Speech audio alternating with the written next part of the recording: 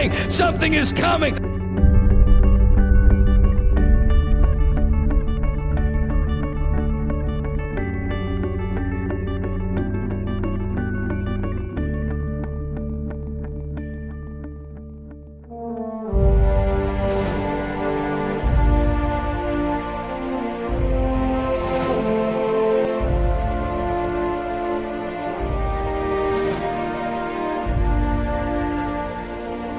It's about your life. It's about who you are. What is true beauty? Lasting transformation. It's not instant gratification. It's lasting transformation.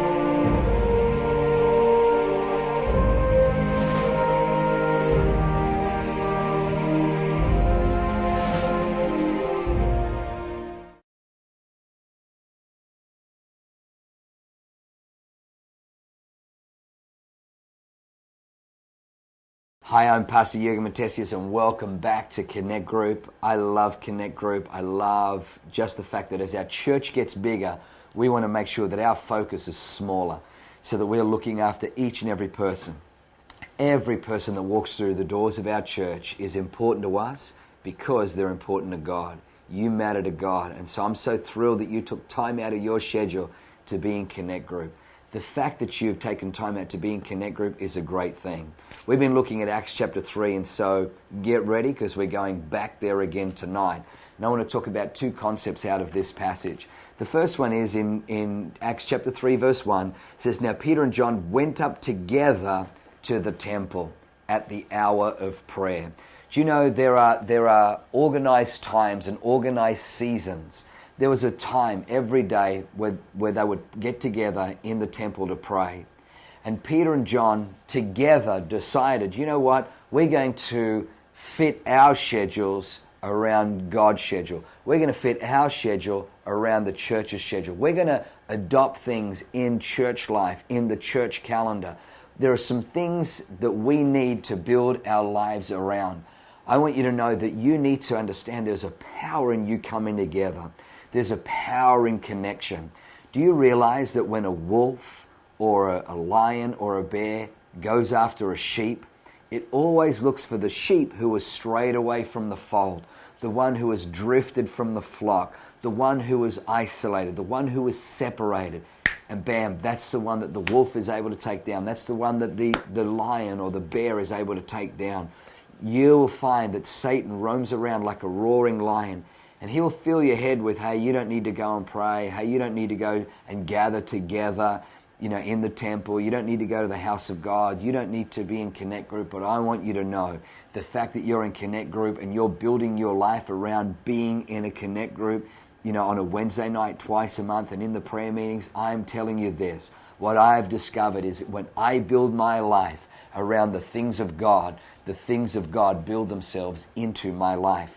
I found that as I build God's house into my world, God builds my house in this world. It's an amazing thing. And so I just want to commend you. Peter and John went up together to the temple at the hour of prayer. And then they discover that here's a man who daily was brought to this temple who was lame from his mother's womb. And he was asking for alms. He was asking for money. And Peter and John said, look at us. We don't have silver and gold, but we do have something. And so the Bible says that he gave them his attention, expecting to receive something. Now, I want to talk to you tonight a little bit about giving and receiving. There is a wonderful thought, but it's not from God.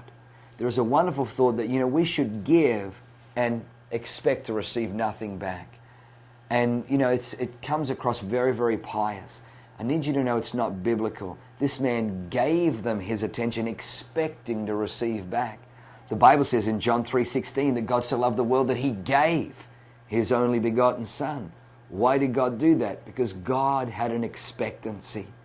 God was expecting that if he gave his Son, if he sowed his only begotten Son into the earth, that he would reap back from this earth, from this fallen earth, he would reap back sons and daughters. God was expecting to reap back on his giving. And I want you to know tonight that none of us are more holy than God. None of us are more good than God. And if God gives and expects to receive, then you and I can also feel free and feel liberated that if we're giving, that we're able to expect to receive back. The Apostle Paul put it like this. He said, whatever a man sows, that he shall also reap.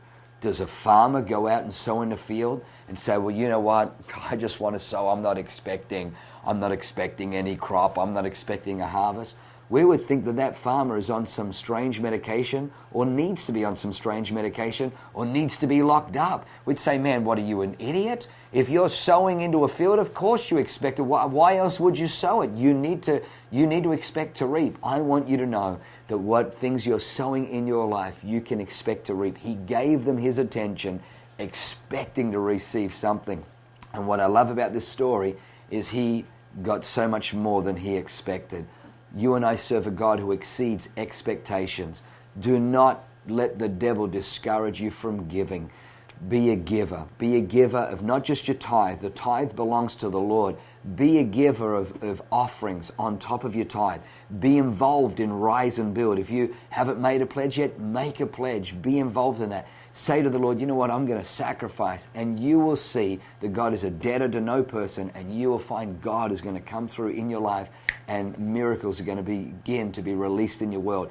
Give time, give focus, give compliments.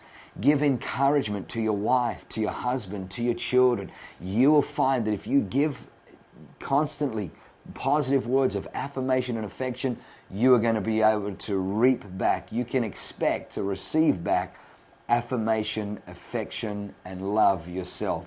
It's just the nature of things in this world.